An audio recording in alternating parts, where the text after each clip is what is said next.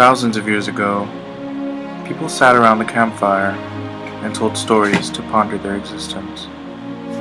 Looking up at the sky, the starry night tells the history of time. Behold, the power of God. A prime movement that from its beginning sparked change over time. If you just stop and look around, you'll find that everything is changing. Be it slow or fast, nothing is constant. In an infinitesimally small period of time, change unnoticeably occurs. Planetary motion, the formation of a storm, the laws of thermodynamics, the shifting of the tides, seasons of drought. All of these ideas, varying in complexity and application, are linked by one thing: change. Why do we study change?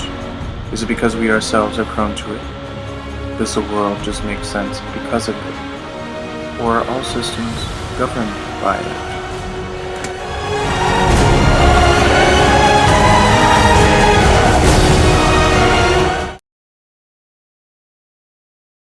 At first, I never wanted to join the class because I felt that I was never good at math.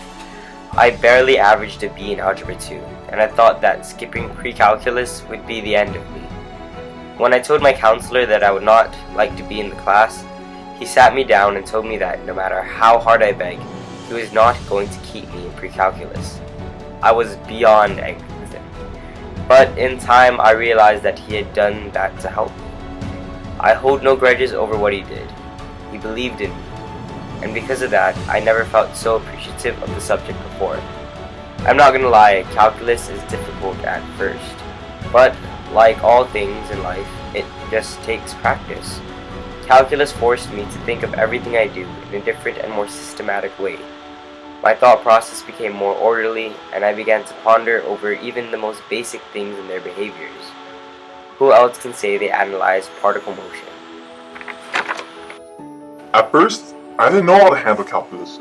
I had never taken an AP class before, and it took some courage to resolve myself to take one of the hardest AP classes at the school. One thing that calculus taught me how to do was manage my time. I mean, between my time on the court and my time calculating rates of change, I became forced to plan out my whole day to keep up with the class. So why would I take up such a rigorous course? I always heard that to make it in the medical field, I had to be well versed in calculus. I needed to be accustomed to thinking critically.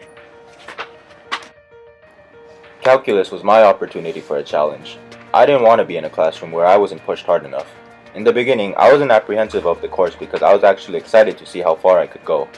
My motivation for focusing on the class was the AP exam at the end of the year. Just imagine getting college credit if you score well on an exam. Before you take on this course, let me give you a few tips. First, I recommend you review your algebra and trig skills. You'll find that all problems involve concepts from lower level math courses. Second, you should really invest in a good scientific calculator. The Texas Instrument Nspire CAS calculator is a useful tool to surviving this class. Not only can it be used to make accurate graphs, but it can also solve equations and calculus problems. It can also be used on the AP exam, but be sure to understand the concepts before using your CAS. Lastly, you must buy a review book for the exam. I found that the Princeton Review really helped me understand the concepts further, and they helped me to study for quizzes, tests, and exams. Calculus is a journey.